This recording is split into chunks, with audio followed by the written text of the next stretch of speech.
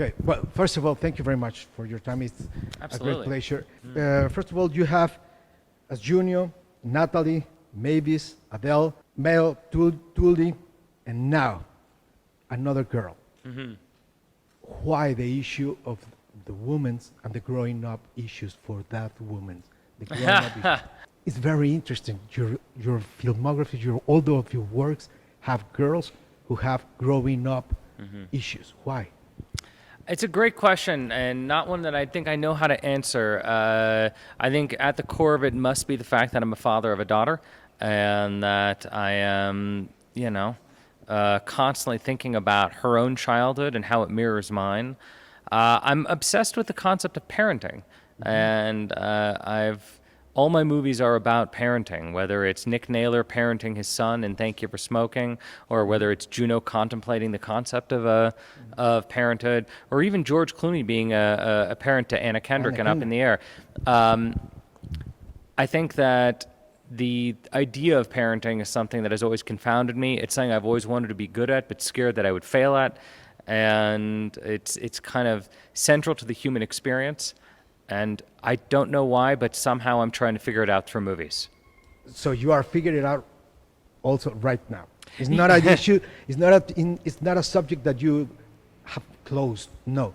No, I don't think I ever will. None of us ever will feel like we understood parenting. We always think we're going to do a better job than our parents, and then we become parents ourselves and we realize we don't know what we're doing. And I think filmmakers in general tell stories because we are trying to solve our own problems. And clearly, I can't quite wrap my head around about how to be a better dad. When you are independent, you have two issues. Now that you are becoming a director of a blockbuster, Yeah. I'd like to know, how do you manage these two issues? First Okay. one, money. Yeah. Because when you are independent, you have to, I don't know, maybe be more careful about the money or not. In this case, how do you manage to have a lot of that money? Well, Ghostbusters was made for less than half the price of a Marvel movie. So we actually did this fairly inexpensively for this size of movie. So in a strange way, it's almost like a independent tentpole movie. Okay. The second issue, freedom.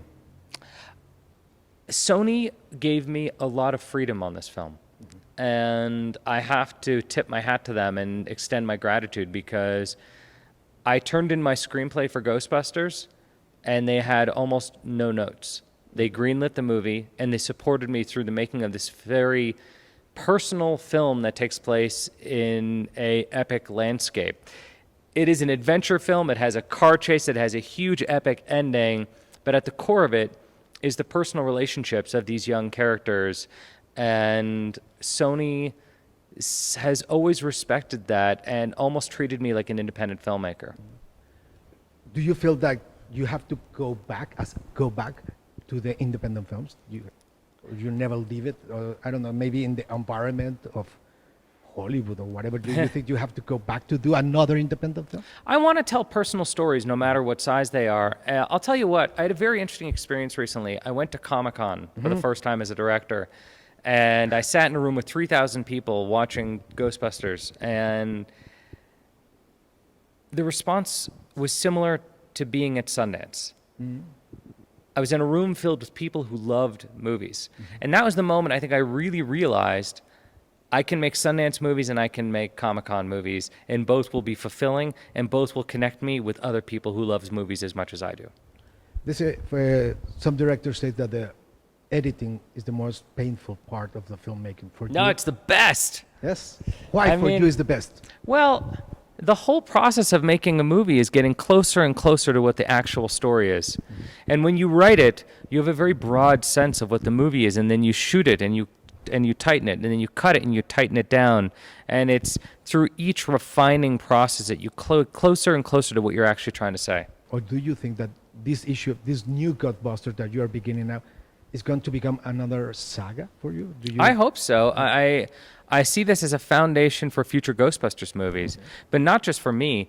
I want to see Ghostbusters movies from every culture. You know, every culture has a relationship with the supernatural and the unknown. I'd love to see Mexican Ghostbusters films. The draw is...